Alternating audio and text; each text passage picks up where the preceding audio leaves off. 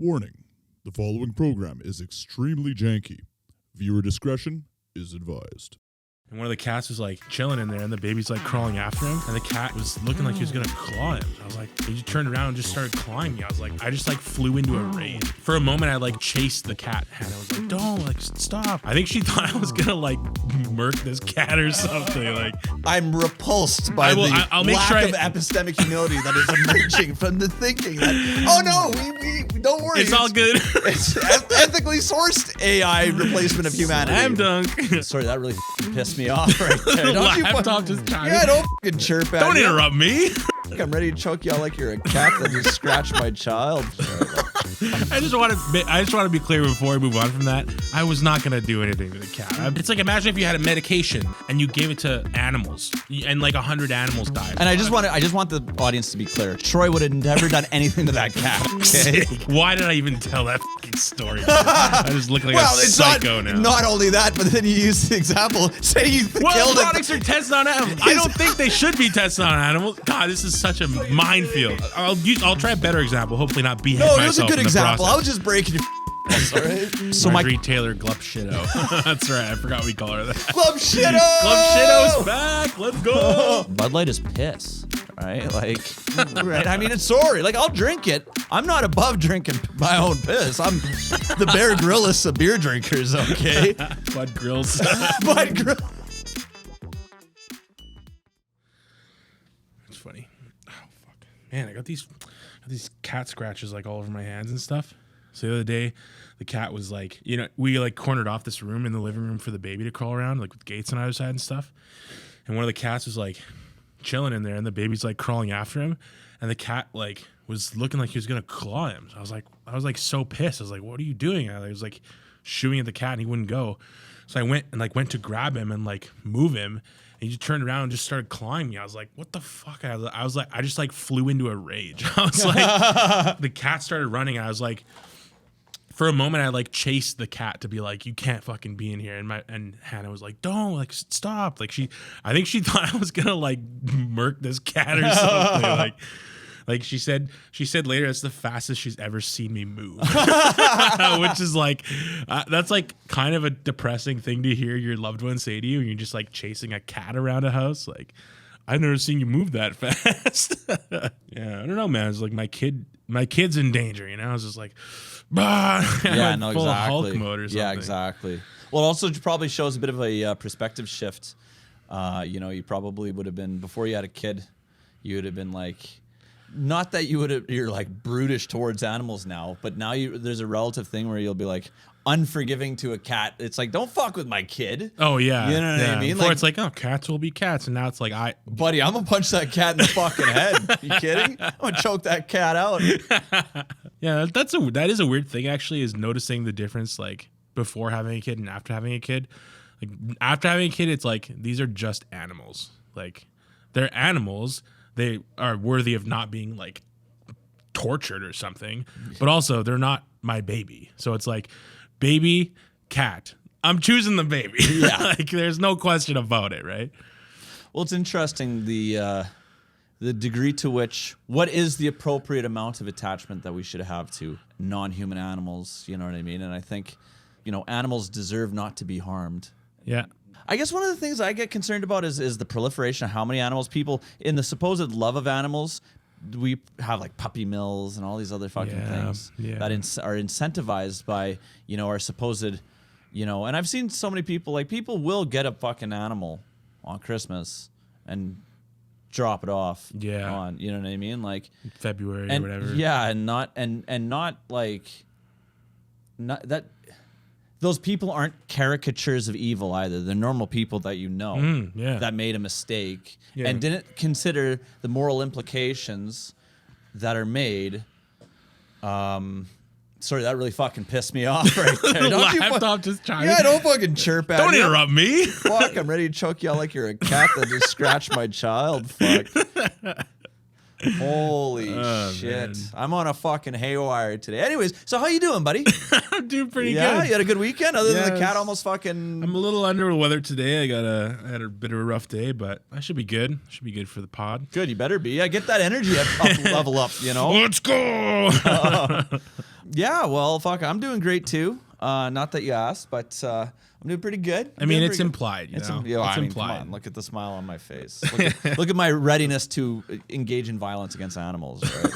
Like, I just want to be clear before we move on from that. I was not going to do anything to the cat. I was going to pick it up and remove it from the area it's not supposed to be exactly. in. I guess the rage on my face to protect my child was so present that it was like she was just worried, like, what's like moving forward shouldered. Yeah. Well, also I'm not a small. You were like squared up, dog. Well, I'm also not a small person, right? Yeah, so I if you see a guy my size moving at a certain clip, there's a thing called inertia where it's like this guy's the momentum involved in that situation is dangerous. Whether I like it or not. Like for sure.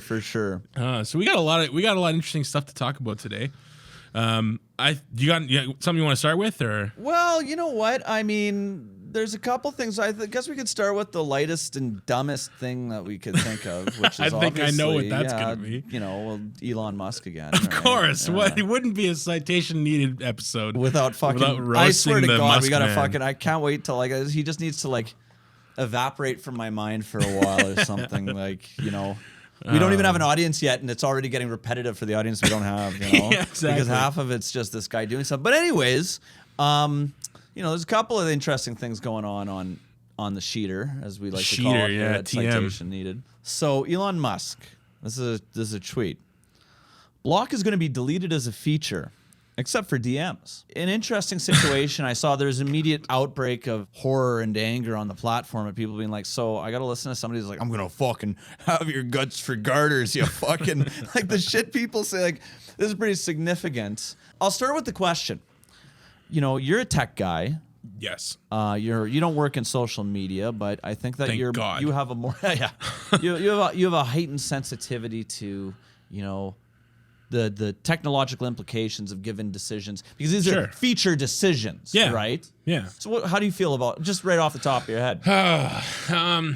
Reflexively, I am in psychic pain. That's my first reaction. I think the main thing you want to think about with a situation like this, coming from the technical perspective, is like, what's it going to cost and what's the benefit? What's it going to cost to rip out the block feature? And what is the benefit to the average user to not have the block feature? And by any estimation that I have, it does not balance out at all. The cost to rip this feature out of everywhere that it exists does not seem to me that it would benefit, versus the benefit, which I'm actually not even sure what the material benefit is to the user. A lot of people are saying oh, you can just mute people, then you won't see their tweets, which that's a valid feature to have, but it's not the same as blocking. Muting and blocking there's a reason that they are two different things. Yes. Muting someone means that you don't see their tweets.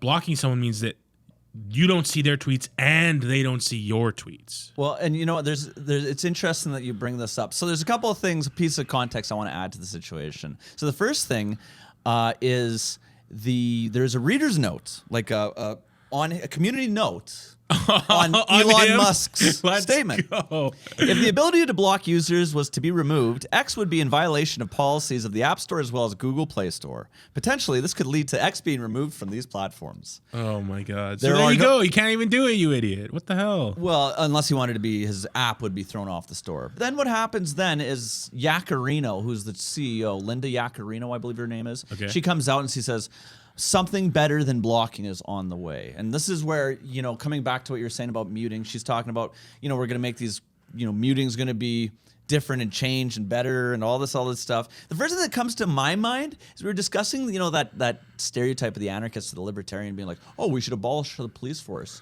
It's like, oh, how do you, institute laws and that sort of thing, or institute community decisions? Oh, well, we have a group of guys who wear a uniform and just very similar things. So cops, so if muting does the things that it needs to do in order to be the block, then it is the block. And if it doesn't, then it fucking torpedoes the platform. So it's one of these things where I go, oh, this is fucking another just random utterance out of Elon Musk's mouth that is then being inferred as a piece of policy and appears to actually be guiding policy. And this comes back to the question of, this is, my big question. Linda Yaccarino's the CEO? Because it seems like company policy is being determined via tweet by Elon Musk. Yeah. So what does this really mean to the advertisers and the partners and the other people who are invested in the company that Elon Musk said, oh, I'll give the CEO-ship to somebody else. But they're basically a CEO in name only. That's basically just like the cleanup artist for Elon Musk. It's like, oh, we're going to do something about muting, like we're going to do like, every time Elon Musk. So yeah, who's in charge?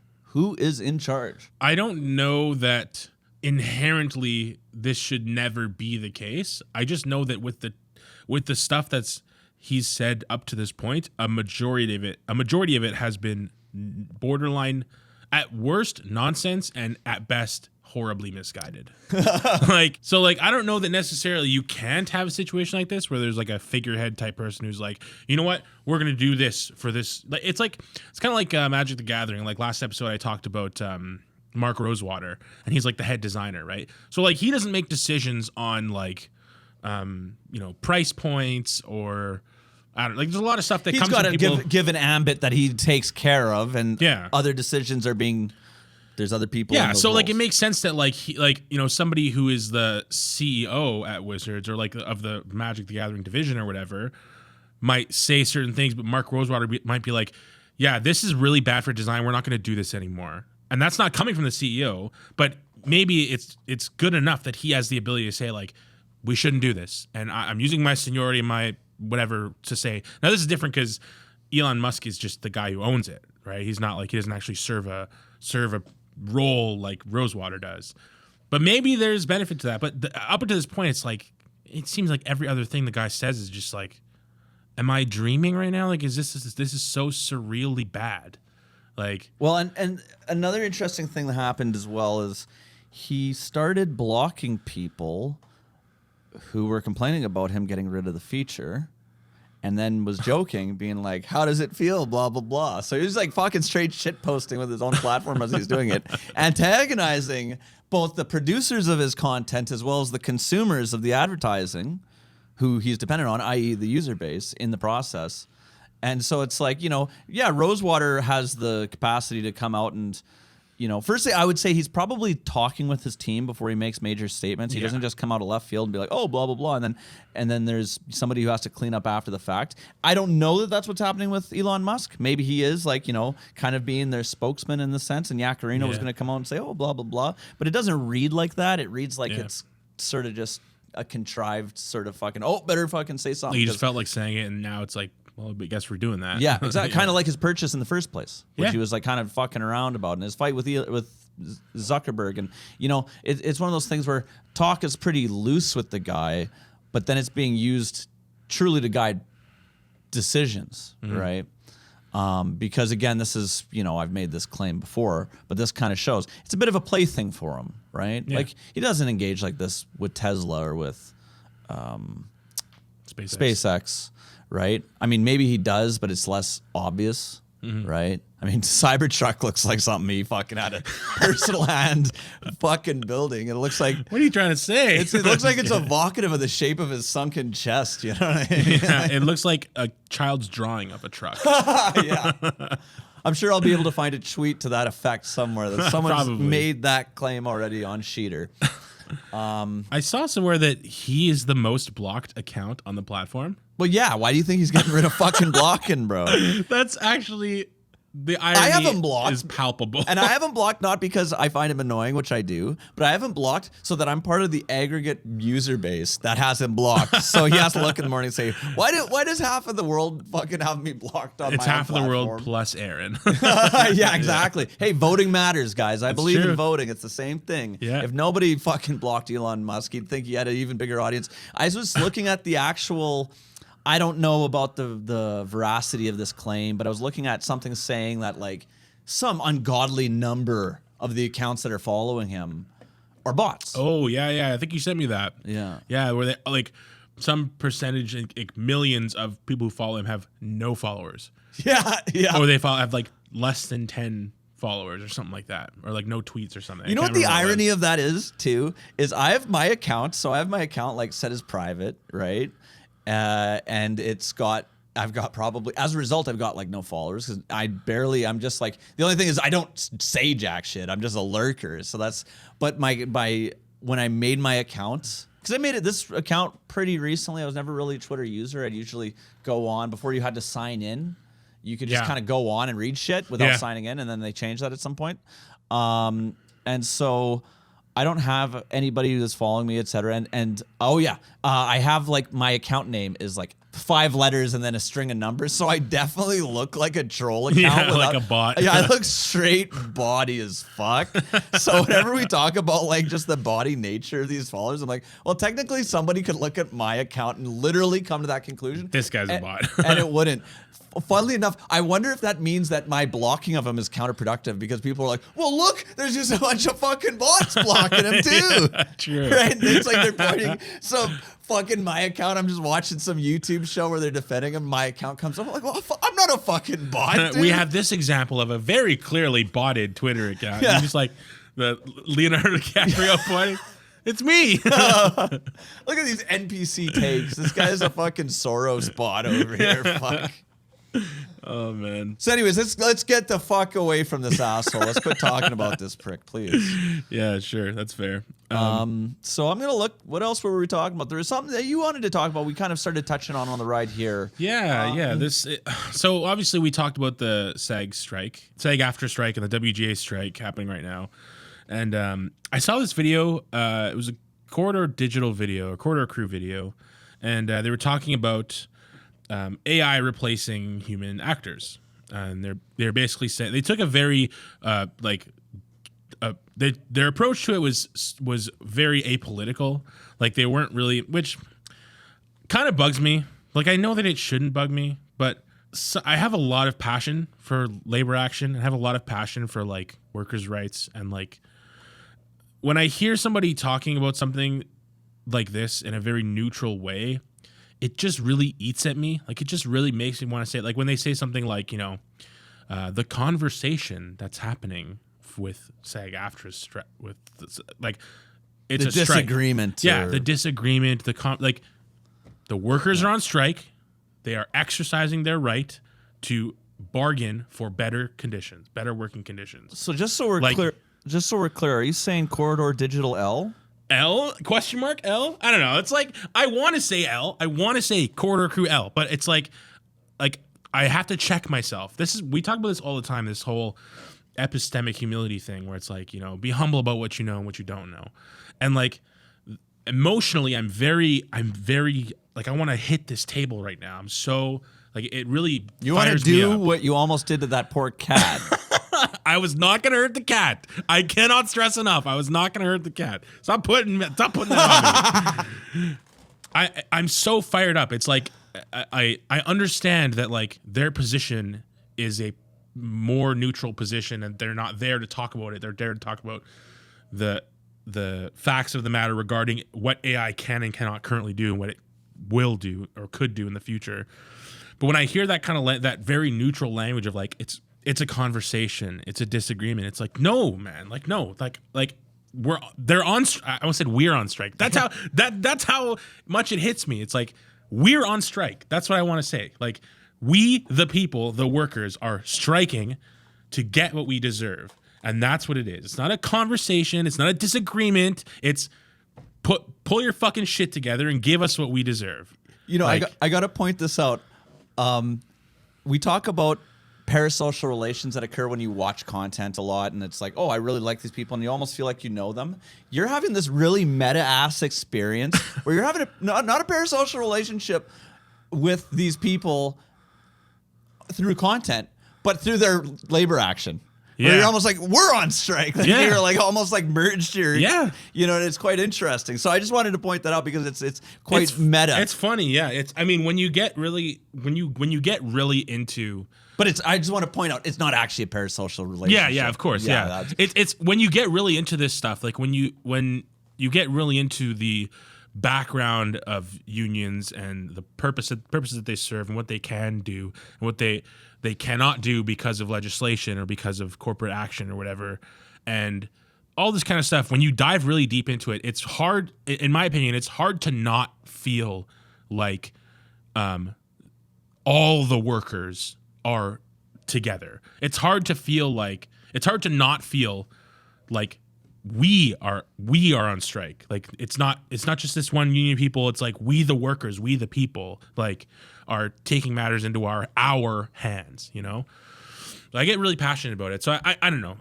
Let's say not Corridor Crew L for now. Okay. Let's put a pending on the Corridor Crew L. Corridor Crew hyphen. We haven't decided if it's a W or L yet, but regardless of that fact, Corridor Crew pending. Corridor Crew pending. I don't know what kind of graphic you're going to make for that one, but good luck. Corridor Crew pending. Besides that fact, it was a very interesting video, and it was about kind of the misinformation related to what AI can and cannot do with respect to actors. So they took examples from a lot of different movies. They looked at what was that movie with Will Smith where it's like he's like an assassin and there's like a clone of him. It's like the younger version of him. And it's like, I don't know. Anyway, they did a lot of like CGI and de-aging and stuff with that, but it was all centered around Will Smith's performance. Like they captured his performance and then through that performance used CGI to do stuff. Luke Skywalker appeared on Boba Fett. I can't remember when it came out. It was like last year or something. But it was basically an actor whose performance was used along with deepfake technology to create a performance of young Luke Skywalker, like Mark Hamill as Luke Skywalker in the original Star Wars movies, and they used deepfake to kind of like create this performance, and it worked really well. Like it's really solid CGI. There are some parts that you can tell if you're looking for it that there are issues, but that was an example of using AI in conjunction with an actual performance to get something really solid. Well, there's a couple of things going on there that I think that people are missing. And it comes back to the fact that if we just imagine that AI could do it all we're going to get is the fucking 30 chicken burnt sandwich fucking shot up the place. Popeyes AI straight garbage, thing. sludge, Yeah. fucking trash. What's going on there is they're utilizing like deepfake technology, AI-assisted, things to actually construct it, but it's also being integrated into a broader product and smoothed out by a human editor. Yeah. So not only is there a real performance that has to go on, and there is also a real human has to write the scene, and we're not getting computers that write good scenes anytime soon. And when I see people claiming like they're like, look at this product that the fucking LLM made, like this is so good. I'm like, this is trash. Like, you think this is good? You can't do. I couldn't wipe my ass at this shit. What are you fucking talking about? Like, and this is where I think going back to your visceral feeling. Part of the visceral feeling too is it's not just like.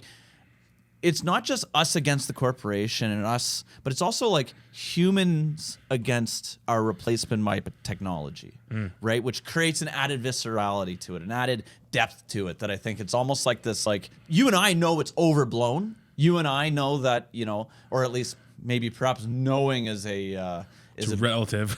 Yeah, we hold the opinion that it's overblown, that it's going to take a lot of time, and even then, the use of it is kind of like what I'm describing, on the margins and in coordination with a human operator, a series of human operators, right?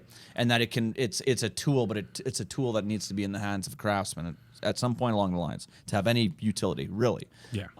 That being said, we still get this. It's kind of like fucking Terminator or some shit, right? Like you're rooting for it because it's like.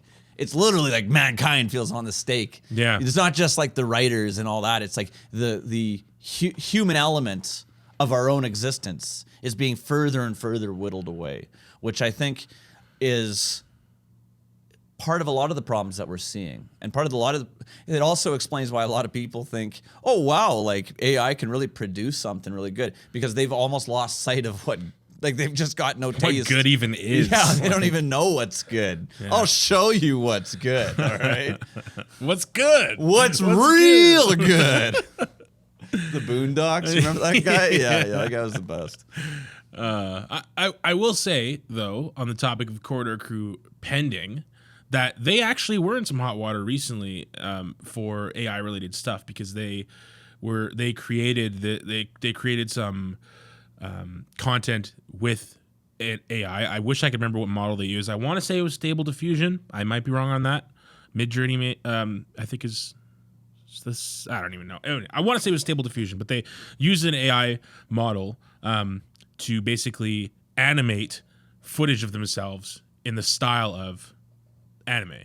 And they used some reference material. Basically, the way it works is this model exists, and you feed in some samples of like the style you want it to look like, and then the model uses those samples and then processes the video and then does some shit to it. I'm sure you've seen this type of thing before, but they were in hot water because like it's still pretty contentious whether or not that is theft as far as the general public is concerned, like whether or not using a model that's trained on copyrighted content without consent is theft or not.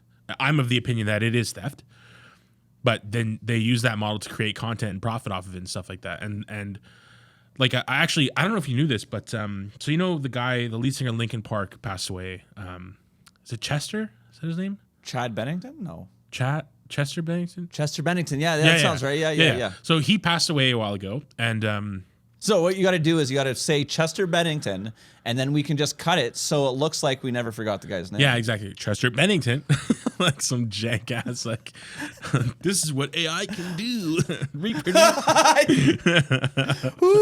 Anyway, so the lead singer of Linkin Park passed away, and recently it was some anniversary or something of one of their first albums. And there was a track that they had begun recording but never made it onto the album that they basically produced and released recently, where Chester's singing on it. And the music video for this song's called Lost, and the music video for this song very clearly uses AI-generated imagery. And so a lot of people this is a while ago, I think it was like February or something this came out. So a lot of people were like pissed, like really pissed with it. It's like, what the hell are you doing? Like, this is not a resolved thing. Like, and one of the members of the band, I think, or some representative of the band came out and was like, oh, like we recorded real performances of the band, and we hired animators to create animated scenes and use those as input, and then train the AI on that. So this was what they were arguing is like, this was legit, like this is fine, we did it ethically. And it's like, no, first of all, no, you didn't. You don't understand how these models actually work. Well, not just that. Yeah, that's the thing is imagine just being like, well, we've determined all the ethical problems with AI. We've just solved this pro forma, Linkin Park, we're that sharp. You know what I mean? We just know, like, we didn't tell you? We all have PhDs in moral philosophy. Yeah, it doesn't. And we're technologists to boot. I don't claim to have solved it either, by the way, just to be clear. That's the point. It's an open question. Yeah. No, it's like, no, you cannot make the claim that you have solved this ethical question, which we are trying to solve as a species together. No, that's an unimaginably, sorry, I'm repulsed by the lack of epistemic humility that is emerging from the thinking that, oh no, we don't worry. It's all good. It's ethically sourced AI replacement of humanity. Slam dunk. Slam dunk. Yeah. I'll make sure I show you the tweet and just make sure that I gotta chill myself out. Sorry. Yeah. Maybe when you read the tweet, you won't be as maybe I'm doing it a disservice, but the impression that I got from it was like, no, you don't understand. Here's how we did it, and it's okay, and here's why. And I had like, I'm obviously late to the party on this, but like, you don't understand. Most people don't understand how this technology actually works. In order for them to say, well, guys, it's all good, we fed it our original content and the animator's original content and then produced something. Yeah. The model needs to exist, and in order for the model to exist, it has to have been trained on a huge body of copyrighted content without consent. So the model is basically the result of, imagine you take a dude and you put him in a room and you give him 1,000 hours to learn to play guitar, right? And the way that you teach him to play guitar is you show him recordings of other people playing guitar. And so he watches all these recordings, blah, blah, blah, blah, and he learns to play guitar. Great, now he's good at guitar, right? And then you bring him to a concert and you say, okay, here's my song. Like, we're the band, and then this is our guitarist who died, and here's what he played. And you watch him play and then just copy him. We'll pretend it's you. And then you sell that. And you're like, no, guys, it's all G. We showed him. He learned on his own. No, he spent 1,000 hours learning from everybody else's content. Now, even that example doesn't adequately illustrate it because it's a human being. A human being who is actually engaging. When we do that educationally, there's a creative process. Like, that isn't quite the same thing. But yeah, I think your analogy. But that's the analogy, is that this model only exists because it's already been trained on thousands and thousands and thousands. Well, that's a key thing, I guess. It isn't a learning thing. Yeah. It is a thing that is simply the outcome of an aggregate amount of data that has been scraped, which a human mind is not. A human that has learned something and then is told to do something else has internalized broader rules about something. This is something that is incapable of internalizing broader rules. It is algorithmic. It's not a thinking thing. Yeah. Right? So, as much as we want to call it artificial intelligence, it's not a thinking thing. So by definition, all it really is doing is providing us the outputs of aggregates, which means it isn't a recreated process. It's a process that is the sum result of the aggregate of everything that it stole. It's like, imagine if you had a medication, you were developing medication, and you gave it to animals for and 100 animals died or 1,000 animals died. And then you went into human testing, it's like, no humans were harmed. We're good. What's the problem? You know what I mean? It's like you get to an end result. Like, let's say it was a product. And I just want the audience to be clear. Troy would have never done anything to that cat. Okay. God, why did I even tell that fucking story? I just look like a psycho now. Not only that, but then you use the example. Say you killed it. Products are tested on animals. I don't think they should be tested on animals. God, this is such a So you'd rather they be minefield. tested on humans? No, it's okay. I'm gonna pull you out of that corner. I'm sorry. I got you up against the ropes. Well, it's like, imagine if you. Okay, I'll try a better example. Hopefully not behead myself. No, it was a good example. Process. I was just breaking your fucking balls. All right. It's like if you were developing this medicine and people were harmed in the process of developing the medicine, and then it's like, okay, so now we have this medicine. It's like you give it to somebody. It's like, guys, it's all good. Like, he's fine. He took medicine. He's fine. This is great.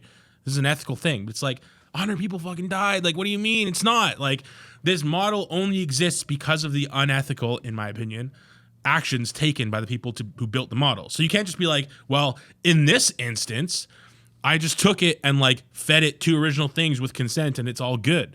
So it's like, that's the first problem. Is like, you don't actually know what you're talking about. You don't know how this thing works. You don't know what you're talking about. Okay. Number one. Number two, even if you were right, which you're not, but even if you were right about that,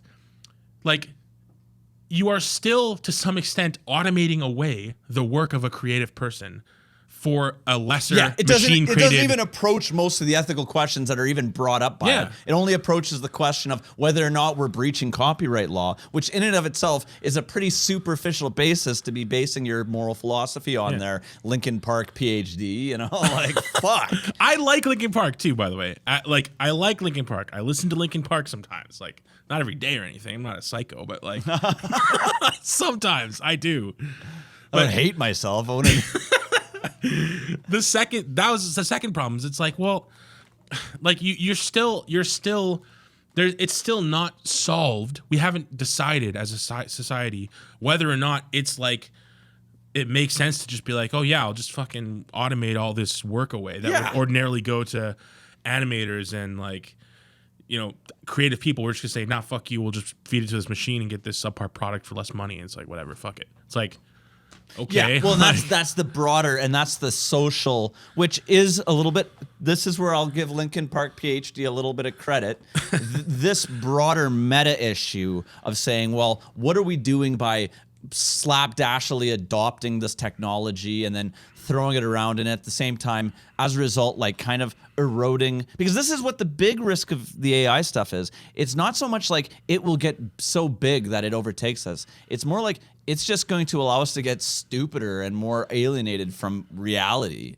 Right? So it's not thinking, it's not going to fucking be like, okay, now I have I'm a homicidal AI LLM that's putting in nuclear launch codes to incinerate humanity. No, that's not the risk. The risk is literally in the 50 years, our grandchildren looking at a thing and be like, oh, this is the 16th time I've seen this burnt 30 chicken sandwiches fucking thing. But for some reason, I think this is tasteful. That's an extreme example, but that's kind of what we're seeing. We're eroding, but again, that isn't a question that Linkin Park is responsible for answering, you know, like I said. It's a question, but it's an open question. it's an example of why I was so frustrated with the idea of thinking that we can just dispose of this as an ethical consideration through any given superficial move. Because the ethical questions that are embedded in this are so deep. And it's much like social media itself, which is very similar, and I've made similar arguments around where we say, I don't think these fucking computer dorks in Silicon Valley are moral philosophers or social psychologists or childhood psychologists or information experts regarding or economists or exactly. And so to imagine that they have the capacity to answer the questions of how this is impacting us, the biggest social experiment in human history, that isn't in this is where the conspiracy theories, at least the conspiracy theorists, they want to believe that somebody's in control of the experiment, but really we're just conducting a massive series of experiments on ourselves without even being aware of the nature of the experiments we're conducting on ourselves. And so and to not answer the question and to superficially go there, it's a symptom of a broader issue that, I've been screaming about, incessantly, and will probably continue to do so. So yeah, it's a very, there's I mean, we could literally sit and we could talk for several hours about all this AI stuff. It's I can't even shut up about it. It's not by the two guys sitting at this fucking table, it's not solvable. Okay. Yeah. So in its nature of being unsolvable, it probably has no end to the damn conversation either. So. Well, that's exactly it. It's the question again, applying this concept of epistemic humility, right? It's like to imagine that we can make individually the claims that something is solved in such a fashion is the wrong. Yeah. That is the moral wrong and it's rooted in a degree of, in this case, it's just ignorance, and it's also really it's just in checking your I's and dotting your T's by a bunch of guys who just had to ask the question. Again, to be fair to these guys, don't even know the landmine that they're stepping on, right? So, and you know what? At the end of the day, Linkin Park is still selling albums. Linkin Park is still making the bag. The vast majority of people probably didn't give a flying fuck about any of this shit that Linkin Park talked about, evidenced by the fact that I didn't even hear about it until 6 months later. I don't think it was really a big deal. I think that, wow. I mean, maybe it was, but I'm saying you're right. No, I agree. It's not a big deal. My question is whether or not the fact that, our society, which, I just made the argument that we don't know what the fuck we're doing. The fact that we do or do not have a concern about things. I can't base my considerations of whether or not something is actually important based on what we're focused on. Right, because we're focused on a bunch of bullshit. Yeah. Okay. And now, a word from one of our many sponsors. From the people who brought you Grand Theft Lotto and Bangin' Off Revolver Ye Old West 2 comes their new hit title, Anti-Woke Warrior Ultra. Play as Red Pill Chad Publican, an alpha male Twitter celebrity who must rise from his monk mode crypto lair in the depths of his parents' basement and embark on a quest to save America from the global socialist capital corp, the evil entity that has taken over Washington and taken smoking out of movies. Fight back against the woke agenda, described in-game in intentionally vague terms to leave you confused and afraid, and restore American life to a racist fantasy dreamt up by a Quaalude-popping Madison Avenue ad exec in the 80s to sell guns to fearful white folks. Restore basic freedoms crushed under the tyranny of government regulation and political correctness. Take that, diverse casting in media. And that, food safety standards. And that, child labor laws. Watch out, Chad Publican. It's the NPC police. Hands up, Chad Publican. Put down the freedom and premium tobacco products and come with us. I'm a real American. You'll have to pry this freedom from my sweaty corn syrup-coated hands. Keep that jab away from me. You won't get me with your cultural Marxism nanobots. Trigger warning, we will crush you. You can't scare me, Betabot. Then provide you government-funded health care. Socialized medicine? No! Will Chad Publican break free from the NPC army? Or will those commie robots fly their rainbow battle flag over the dying corpse of the real America? It's up to you to decide. Pre-order Anti-Woke Warrior Ultra now and be the main character your syndrome has always told you to be. Brought to you by AstroTurf Studios, the psychological warfare division of 4M, in partnership with Freedom Cigarettes. Freedom Cigarettes. Taste the freedom. Damn it, Butch, give me my oxygen mask. So, obviously you're aware of the terrible incident that happened. I believe the town is called Lahaina in Maui, Hawaii. Oh, it's the wildfires, right? Yeah, I think it was a transformer that exploded or something like that, and it was a very arid conditions. I might be confusing things because the information environment around this whole thing is really just confused and toxic and fucked up, frankly, and I'll get into that. But yeah, I think it was a transformer fire, and it was devastating. Like, over 100 people, I think, are confirmed killed by this. I think there's many more people missing. The town was devastated. Like, it's tragic. It's tragic, without a doubt. But there's been some very concerning things kind of going on. Again, like I said, in the information environment. I should find a better way to describe that online in conspiracy theory land. In regards to, its causes and its, how it fits into things. And one of the first things I saw, actually, was this woman. She was this QAnon person, I guess, and she was crying in her car. The person who posted was like, look at this woman is like in distress, right? And she's like, the government murdered hundreds of people. Like, she's crying. She's like, the government murdered hundreds of people for their land, et cetera, et cetera, et cetera. And this is, yes, this is what people are saying right off the bat, right? And a lot of people believe it, and a lot of people who are legitimately afraid and like legitimately hold these views, not because they're bad people or something like that. Like, they're just, in my estimation, highly misguided, right? Highly misguided, and highly misguided by an ecosystem of grifters, right? Grifters and fellow travelers and, all sorts of things. I'll get into that more as we go along here. I'm not going to... Fellow traveler. I think I can infer what you mean when you say that, but what do you mean when you say that? Fellow traveler, in that sense, I mean, in this case, I'm kind of using it a little bit incorrectly, but usually what a fellow traveler is somebody who's ideologically positioned similar to you, and so maybe they have sympathies towards your views, right? They're not necessarily like, say, you could have like, we talk about kind of like this big tent sort of idea and like this horseshoe theory. A fellow traveler in certain circumstances can be, say, somebody who is, a democratic socialist, but they actually believe a lot of things that, allow them to be like, oh, I understand why, these fucking tanky ass motherfuckers are in favor of Russia or something. Oh, like yeah, that, like right? homie talking about the country song last week or whatever. Yeah. Yeah. That can be sort of, usually it's more about people that are in the same position. That's kind of a crossover horseshoe thing, so I don't want to confuse that too much. But that can be the case too. Yeah. But it also means like when it's like, you're kind of like in the same general span. You might not agree with everything they're saying, but you're like, yeah, like, you're kind of like halfway there, Living on a prayer. Yeah, there you go. Who is that again?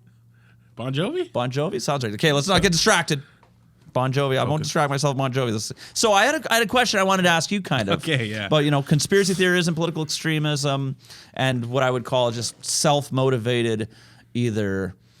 My opinion is that jet fuel can melt steel beams, if that's what you're about to ask. No, that's not what I'm asking. Okay.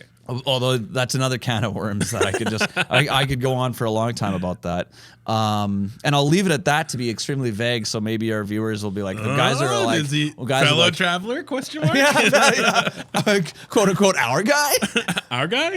W. Anyways, no, definitely not your guy. Get the fuck out of here. Okay. Anyways, I'm not that guy. Trust me, pal. Not that guy. So I guess the thing about it that comes to my mind is when the internet really started, the whole idea was like, we have all this information, like the whole world of information, and people are going to get so smart and, have access, right? And we've seen that, in fact, like, no, that's not what's happened. In fact, quite the opposite. A good example of this is where I see people were posting from the Lahaina fire. They were like, look at these trees that didn't burn down. Why did these trees not burn down? Look at it. It's clearly a fucking conspiracy because these and you know, you can use just a little bit common sense. Have you ever gone camping and tried to burn live wood? Yeah, you don't take wood off a tree and burn it. Also, wait a minute. Aren't a lot of these conspiracy theory people like sovereign citizen adjacent people who like learn to live off the land and shit and like learn to go camping and shoot guns and learn, like, shouldn't that outdoorsman type of person know that like live trees like are a lot harder to burn because they're full of fucking water? Like, well, you know what? I think part of it, yes, I agree with you, but I think part of it too is it's everything in the kitchen sink with this sort of stuff, where it's like you throw a lot of different arguments out there, and you know, even if somebody can logically go, and you're right, using a little bit of logic, you should be able to go, oh, it might make sense why a live tree wouldn't just go on fire necessarily, although they're not saying they can't. They can, but they need, like, it needs certain conditions. It needs certain conditions. And the other thing is, and this is coming back to the whole thing, the internet making us smarter. Back in the day, you wouldn't have had 100,000 pictures of an event like this. Yeah. We have pictures of everything. So you can see all sorts of things that to the untrained eye or the uncritical eye or the motivated eye that's looking for conspiracy, you can be like, oh, look at this like thing that doesn't really make sense right off the bat. They must be hiding something. And I could create 1,000 of those things. So even if you debunk that, something else, I'll be okay. Well, what about this? Yeah. What about this weird beam of light that happens when the transformer goes? The space laser, you know what I mean? And people are saying shit like that, right? That space laser shot it down, right? Straight up, right? Marjorie Taylor Greene all over again. Yes, exactly. And so, Marjorie Taylor Glupshitto. That's right. I forgot we call her that. Glupshitto! Glupshitto's back. Let's go. Fuck. God damn, that is a good callback. That's a good one. Yeah, that's the deepest cut. So, anyways, I've been kind of like meandering around a point here, so I'm gonna ask you a question. You know, as a guy that's in tech, you know, an avid user of the internet, you know, someone that I also believe is kind of committed to an evidence-based approach to life. I would say that, yeah. And being, you know, common sense, rational, not getting freaked out about things right off the bat. You know, what do you think is like all this information, how it's impacting us? Like, just what's your take on it? How do you think we can resolve this? How do we clean up the information environment? Oh, yeah, man. That's a fucking... It's a big old question, I know. I did not do a good job of whittling it down. I'm just like... No, I was going to say, like, you didn't exactly, lob it up for me to crack it out of the park. That's a pretty tough question. Yeah, I mean, I think that the very obvious thing is that people are... I'll go back to the AI actors thing for a second, okay? Because I've seen a lot of people saying like, oh, well, like they I think there's a name for this argument. It's like the toothpaste cap argument or something like that. The idea is that like in the original Charlie and the Chocolate Factory, the book, not the movie, his dad works at a factory and screws the caps onto tubes of toothpaste. That's his job. And in the book, his dad loses his job because they get a machine that screws the caps on for him. And so his job goes away. And so they're in hardship because of it, right? And a lot of people are making comparisons, the AI thing, to be like, oh, well, factories lost jobs. We still have factories all over the place. It's like, okay, well, there's a couple of things wrong with what you're saying right now. First of all, it wasn't all hunky-dory when we just brought all the factories in and everybody got fucked over. Like, there was a lot of consequences to that. Sure, we might be okay now, but, like, it was a pretty radical time. Like, it's... You know, like, but you know, I think, but a thing that you're alluding to, if I can kind of take off from that, a thing that you're alluding to, which I think you're about to say, basically, is that, you know, if we're talking about putting widgets on widgets at the burger flipping factory, yeah, right? I remember that. That's that isn't that's a process that can be automated with few ethical considerations, other than the fact that, okay, we need to retrain people and get them new jobs, right? But overall, most of us say that, like, you know, there isn't like something that you're not deciding, you know, the fate of the world every time you twist a knob. Yeah. Right? It's a automatable thing. Mm-hmm. But here we're talking about something where it's like, no, this has actually got to do with something that like deeply impacts the human mind, and we have no idea what the considerations are with how this will impact society, how it'll impact children, how it'll impact our own capacity to vote and our own capacity to have proper operating institutions and democracy. Or even our understanding of what it means to exist as a human in the first place. Yeah, exactly. Yes, exactly. We're talking about toothpaste caps are not going to fuck with that. Yeah, toothpaste caps, exactly. Yeah, exactly. That's not, we're talking about the things that ultimately, in the long run, produce our moral education in this world, right? So just to answer your question, or to at least approach answering your question, I think that the most obvious thing is, if you draw that parallel, the most obvious thing is to kind of have a discussion about regulation, some kind of government involvement, some type of regulation to with regard to social media specifically, because that's where this is all happening. Like that's where, like, I think that I don't have the answer on what it should be, but like I've seen things like rare Elon W, reader's context is the best feature on Twitter ever. It's the best feature on any social media platform I've ever seen ever. I've seen it vandalized a couple times, and but it usually gets fixed pretty quick. Quick. They're actually pretty amenable to fixing it. I agree. I 100% agree. Like W. You got to give it to the Elmo on this one. Right? Yeah. So things like that, like I wonder if, you know what, I'm gonna actually, Yakarino was responsible for that. I'm gonna say, not fuck sure. Elon. Anyway, sorry. I'm not biased or nothing. I ain't a fucking hater. Yeah, stuff like that. I think, and maybe it's not even government regulation, but it's, if we culturally move to a point where we say that is required as a society and we agree on it, and the social expectation is that it's there, that could happen without government intervention. Usually I lean towards getting the government involved because it's usually more reliable than kind of just hoping a social force takes over. But I think that's probably the answer, is that we need to get to a point socially. Like I had this thought watching another video. I can't remember what video it was, but it was this idea that, like, the main problem I think with this misinformation brain rot that happens is that people are not incentivized to change their minds. The average person is not incentivized to admit they were wrong or admit that new information came up and that they've changed. They are instead incentivized to never be wrong, never expose that they may have made a mistake, for fear of being totally, I'm not going to say the word canceled because I hate that fucking word, but I just... Social death. Social death. Like, you are pushed out of your own group. The people that you identify with, yes. The people that you like, the people that share opinions with you, and the community, your tribe. They are the ones that are going to punish you the hardest. If you're somebody on the right and you start leaning left, the people on the right are going to punish you harder than anyone else. If you're on the left and you say, hang on a sec, this is kind of fucking crazy, like, what are we talking about here? The people on the left are going to be the ones that punish you for that. And I don't think it actually is necessarily a political trait. I think it's an apolitical situation that comes out of social media and what social media incentivizes. The fact that we are so disincentivized to admit that we're wrong and admit that we've learned something new.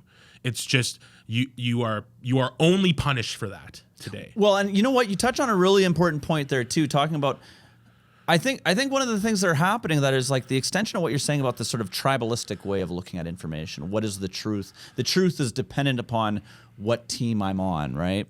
I think that in and of itself has become a large part of it too, where it's like, because of these conditions, right? People don't necessarily have to be thinking, oh, if I don't hold these positions, I will have social death. No, they need to be conditioned towards tribal thinking, and they won't have to have that thought.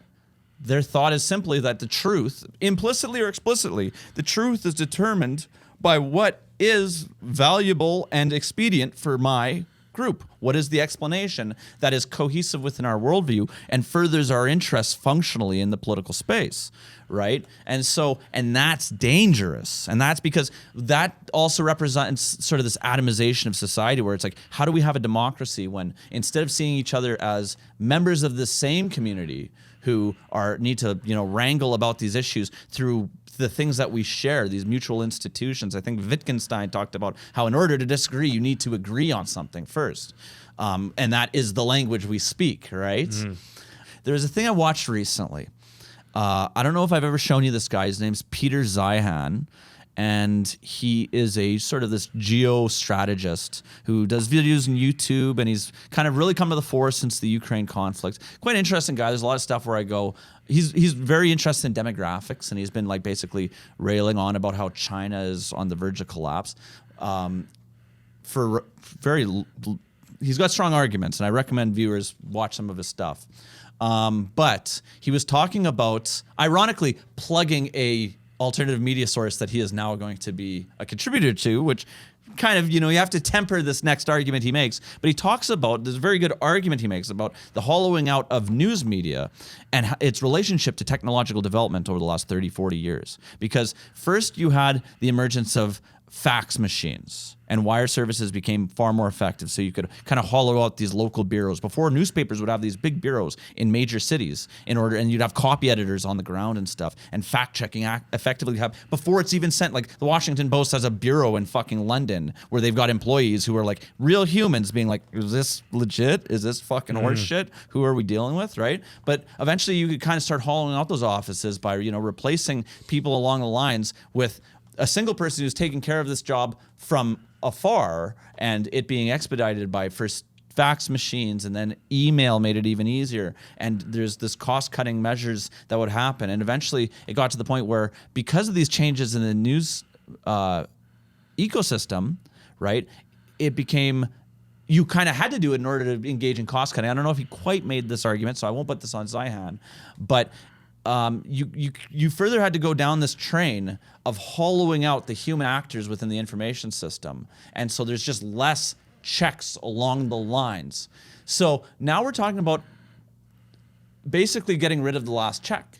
The last line of defense. The last person to actually go, oh, is any of this, or is this just crap being fed at the end of it? Because you have the capacity for people to lie, for people to get bad information with nobody being able to determine it, and we can just say things. And so our whole what is true is being undermined by our reliance upon these technologies that supposedly make it easier for us to access information. You talked about the toothpaste, and I don't know if you ever saw that meme.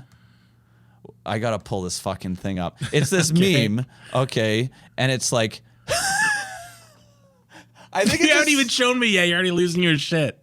Okay. Basically, it's this toothpaste. It's this tube of toothpaste that's shitting violently, like just shitting out. Okay, I'm following. All right. I don't know how to make this make sense to the viewer. You can't. There's a rule about memes where if you try to explain it out loud, it just isn't funny. It's just fucking stupid, and nobody knows what the fuck you're talking about. That's a perfect example. But I'm gonna put it up for the viewers. Damn it, I wish I could find, you know what, they're right about that rule. It's really difficult to lead in on a meme. Like, to be like, how do I explain this? You just gotta look at it, bro. It's fucking ridiculous. So there's this Star Wars guy named Glup Shido, all right? See, that's how you do it. You're good at that. I should have just sent it to you, and then you could have led into it.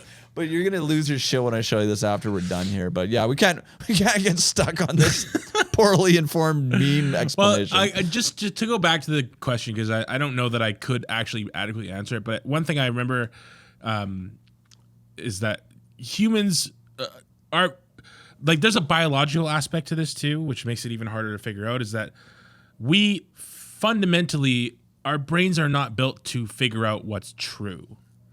Our brains are built to find patterns and find what helps us survive, what helps us not die, what helps us procreate. So the way that our brains work is it doesn't really matter if what we think is true or not. All that really matters is whether or not it furthers the kind of biological drive to survive and reproduce. So, there's nothing inherent about the human brain that says I have to find the truth, which makes it even harder when you're in these situations to actually do that, to actually think, well, am I finding the truth, or am I just complacent? Have I just found a pattern that satisfies, it is abiological. It goes against your evolutionary kind of psychology to challenge your own beliefs. It's actually your body, your brain is actually specifically not for that. It's not what we're good at. We're not good. We're bad at that. We have to actively work to do that. So part of the problem is when a person is in this situation who sees the transformer exploding and thinks there's a space laser, like it's really hard biologically to get that person to deny a pattern. It's really easy to think that a pattern is there. There's this condition called not a condition, but this phenomenon. I want to say it's called ahidolia. I'm probably totally butchering familiar. that, but it's like this or pareidolia maybe, but it's this phenomenon where humans observe patterns that aren't there. And specifically, like, we see faces in things. You know, you see a certain pattern of dots on a tree and you think, that kind of looks like a dude's face. Like, kind of looks like a person. And there's an evolutionary reason for that, because that's how we evolved and survived, is by observing patterns in the wild of predators. What do predators look like? What do humans, fellow Based on humans incomplete look like? information. Yes. Because it's incomplete. Like, it's dark out. I can only make out small things. I need to determine what eyes look like in the dark. Yeah. And I don't really know what they look like other than approximately what a face is like. Yeah. So the person that survives is the person that says, that looks like a fucking face looking back at me, right? Yeah, if it's the analogy that I've heard, I think it might have been Destiny that I heard him give this analogy, is like you have two cavemen and they hear a noise in the jungle, and it might be a monkey and it might be a lion, and one of the cavemen goes, I have to find out the truth, and goes to find out and gets eaten by a lion. The caveman that survives is not the caveman who seeks the truth. The caveman who survives is like, that could be a lion. I'm fucking out of here. You're touching on the key point, I think, here too. We're social creatures. Yeah. Right? And so a large portion of what we determine as truth, and the way that we do so, is determined by our social environment and our social conditioning.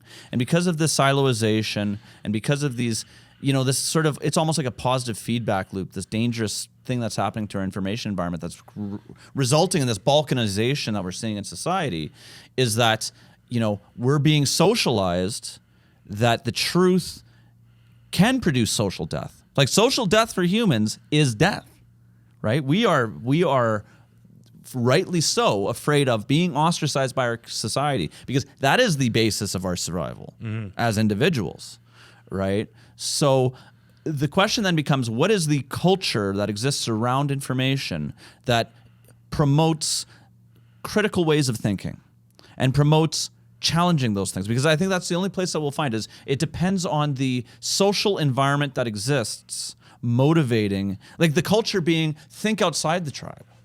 Think outside what's going on and for good reasons, because let's be clear about this. There's a bit of an evolutionary mismatch going on here, right? Sure, it might be expedient for individuals to do things for their tribe, and it might be expedient for conditions in which tribalized warfare is going on, and it's survival of the most coherent and cogent group. But that hasn't been our condition for the last 100 years, but it's increasingly so. So we know that conditions aren't necessarily like that.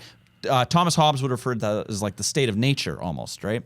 Where we revert back to things. That's a bit of a flattening, but we don't got any philosophers watching anyway, so I'm not going to get any flack. Have you ever heard the phrase fast brain, slow brain? My brain's too slow to recall what it means. Slow brain, am I right? So fast brain, slow brain. Elon knows what I mean. I don't know if there's this, I can't remember the author or anything. There's a book I read about it, but the idea is that you have a part of your brain that works really fast, really inefficiently, and then you have a part of your brain that works really slow but is more efficient at certain tasks. So, like, if I ask you, if I say two trains are traveling at 30 miles an hour, blah blah blah blah, right? Ask you to solve a problem, you engage your slow brain. You engage the part of your brain. I'm just built different, I guess. That shit's just. But you engage the part of your brain where you're thinking about it. You have to say, okay, so if this plus this, and then this and that, okay, so the answer is blah, right? That's your slow brain. If I throw a ball at you, you go, whoa, and you go catch it. Yeah, I'm not doing the Sherlock Holmes fucking, the trajectory is the blah, blah, blah, blah, blah. Like doing the numbers. Yeah, the like, numbers shit.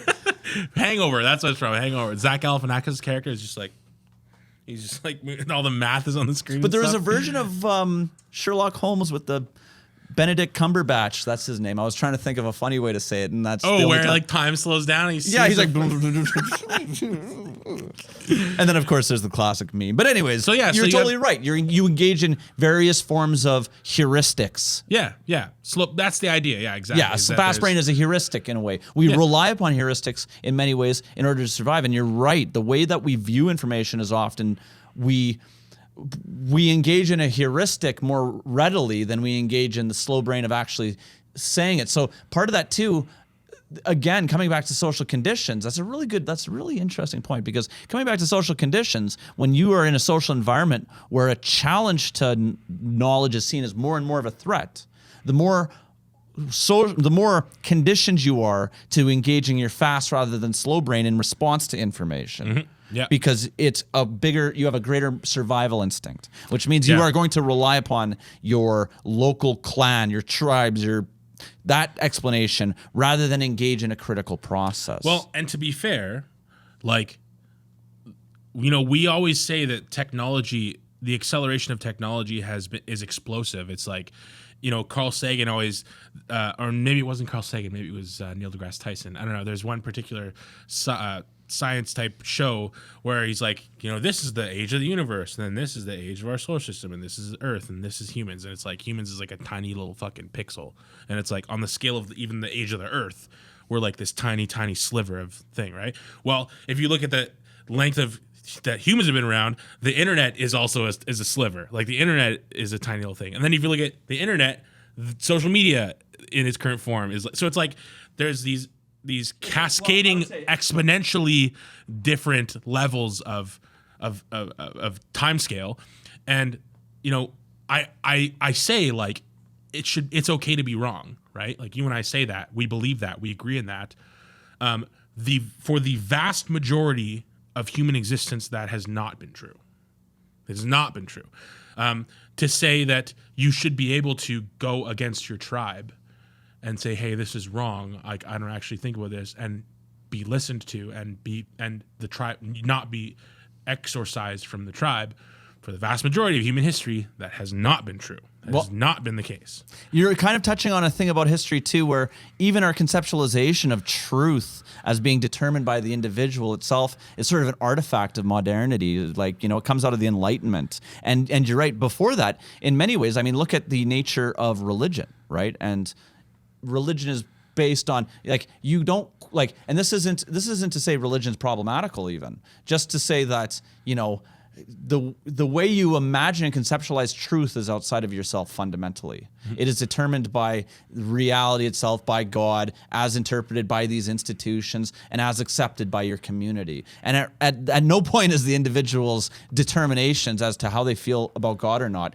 come into play. It's not until the Enlightenment, it's not until, modernity that we begin to liberate ourselves, or maybe that's a bad term to use, but begin to allow ourselves the conceptualization of ourselves as individual agents who are even capable of asking those questions and determining truth for ourselves. And this is kind of where those wires get crossed between, I have the right to determine truth for myself, and that's why I'm the critical thinker, but at the same time, I'm relying upon tribal heuristics to reinforce my view as to why my group all agree on everything, and actually I'm not thinking with my own brain at all. And it's this weird, congealed, fucking incoherent thing kind of going on.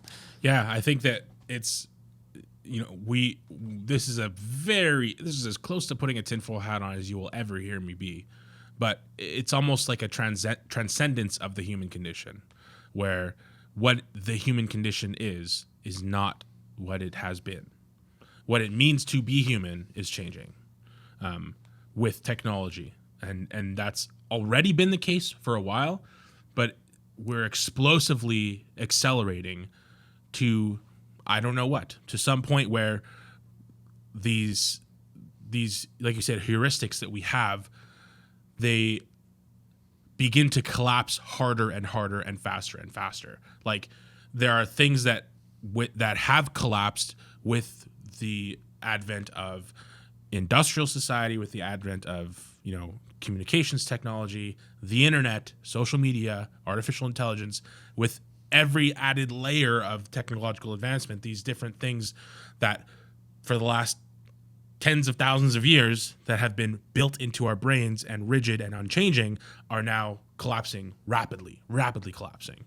And that, I think, is what A, scares the shit out of people, rightfully so, but B, makes it that much harder of a problem to kind of even approach solving. So I think you're totally right.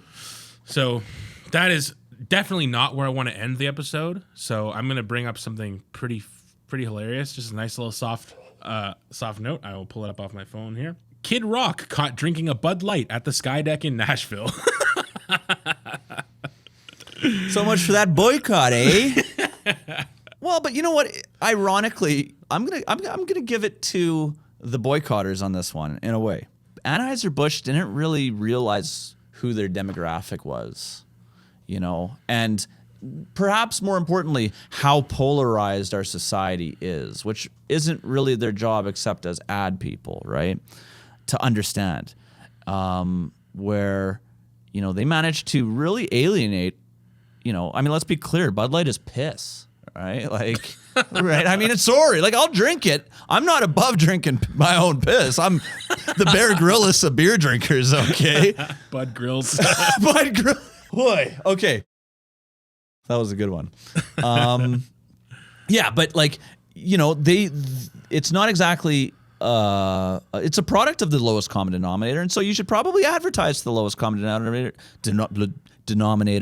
and not, I don't even mean that in like this negative way whatsoever. I just mean in this, like, again, kind of going back to what you said about Corridor Digital, where I might give them a little bit of a props on, you know, that's not really their ambit. That's not really their space per se. Maybe it should be, maybe it shouldn't be, but that's a question that needs to be kind of asked a million times with a million different things slowly over time, rather than it being something that can be just, you know, revolutionized at the drop of a advertiser's hat, which I think is a really key thing to remember too, right?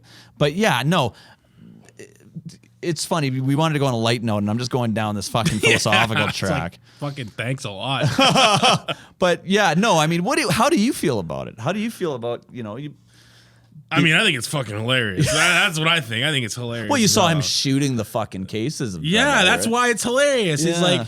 He's like, it's, I can't even describe. Yeah, what happened? What happened? Well, geez, yeah. Well, part of it too is you know, you taught me this term earlier today. I don't know if you made it up yourself, but you talk about, you know, with traditional cable media, cable news, there we had the 24-hour news cycle emerge, and how that kind of, you know, going back to what I was talking about, how technology has allowed us to dumb down our media and dumb down our way of processing information en masse. You know, the internet, because of its instant feedback and all these other things, you know, you use the term 5-minute news cycle, where things are just like bam, bam, bam. There's something new, right? Yeah. Obviously, people weren't going to stick on the Bud Light thing. Not necessarily in terms of boycotting it, but in the very least thinking about it, right? Like, it's just, it's one thing, and then there's the next outrage, and then there's the next outrage. We live on an outrage-driven economy, you know what I mean? So, you know, and that outrage is sort of transient, and it's rooted in these vague grievances that are finding their meaning in these symbols that really are just kind of disconnected from its origin in a lot of ways. I'm starting to sound like there's a postmodernist Baudrillard. I'm starting to sound like Baudrillard here about signs and symbols and blah, blah, blah. We'll get into that later. No, we fucking won't, buddy. No, we fucking won't, buddy. We hit an hour. We're good. Yeah, no, I mean like later, as in like in 15 years when I got the fucking... Okay, yeah. Yeah. I thought you meant like after we stopped shooting. I'm like, I'm done, buddy. You got no idea. I'm not it's prepared. food time after this, buddy. I'm not even prepared. I got to read Baudrillard before I tell you about it, okay? I don't know who this motherfucker is, and I don't think I want to. Yeah. Well, that I think is a better than ever place to stop for the day. Thank you so much for joining us. Leave us a like, leave us a comment if this is the kind of thing you're into. If you have any questions, critiques, or citations that we desperately needed, please leave them in the comments below, and we will see you in the next one. Adios. Welcome to the fucking podcast.